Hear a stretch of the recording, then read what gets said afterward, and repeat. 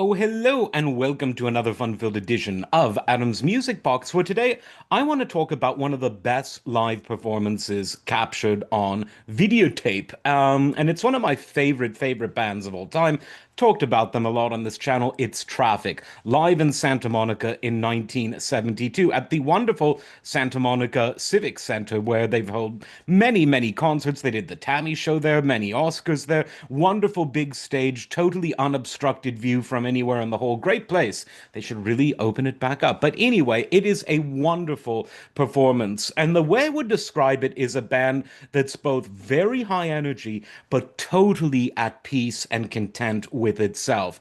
Nothing to prove, nothing to show off, just pure tasteful musicality, some written, some improvised, spontaneous stuff, but all of it just perfect. And it really is. I mean, that sounds a bit zen. I guess Traffic, you could say, were a bit zen. And the concert's about an hour, but it really flies by when you're watching. I'll read you the set list. They start off with sort of a long jam out that turns into Low Spark of the High Heeled Boys.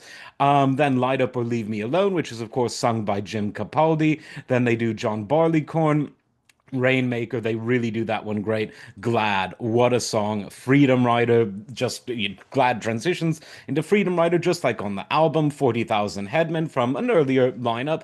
And then they end with Dear Mr. Fantasy. And it's a great lineup. Of course, by this time, you've got three core members of the band who are really the heart and soul of Traffic: Steve Winwood, Jim Capaldi, and the very underrated Chris Wood. Then you've got David Hood on bass. He had played with the band live many times by this point. Same is true with drummer Roger Hawkins, because Capaldi would sometimes play tambourine or hand percussion, and so Dave would play the drums, and then sometimes Jim would get behind the kit. Really great stuff, and luckily it is all over the YouTube for you and me.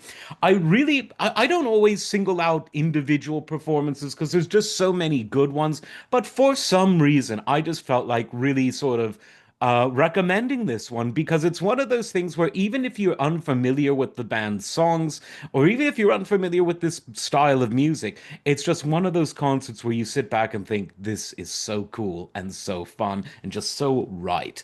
Let me know, though, what you think in the comments. As always, like, subscribe, and we'll see you next time. Take care.